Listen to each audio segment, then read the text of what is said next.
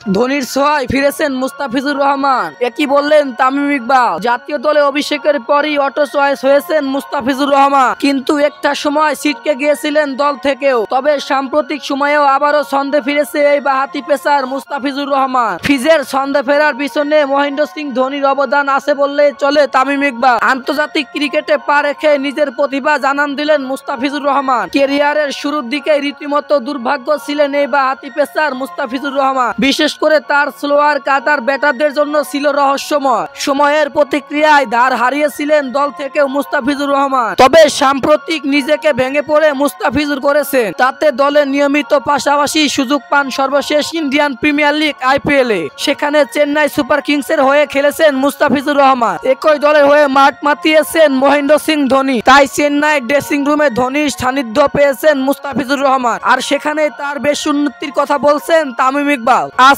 Star স্পোর্টসে x শোতে মুস্তাফিজের প্রসঙ্গ বলেন তামিম ইকবাল। তামিম ইকবাল বলেন, মুস্তাফিজের পারফরমেন্স ভালো লেগেছে আমার। কিছুদিন আগে ভালো খেলতে পারছিল না, বাদ পড়েছিল দল থেকে। পরে IPL এ গিয়ে ধোনির সঙ্গে খেলেছেন মুস্তাফিজুর রহমান। এরপর থেকে তাকে ভিন্ন এক বোলার বলে মনে হচ্ছে আমার। শান্তভাবেও খেলছেন মুস্তাফিজুর রহমান। ও ভালো খেললে বিশ্বকাপে বাংলাদেশের ভালো করার সম্ভাবনা বেড়ে যাবেন বললেন তামিম ইকবাল।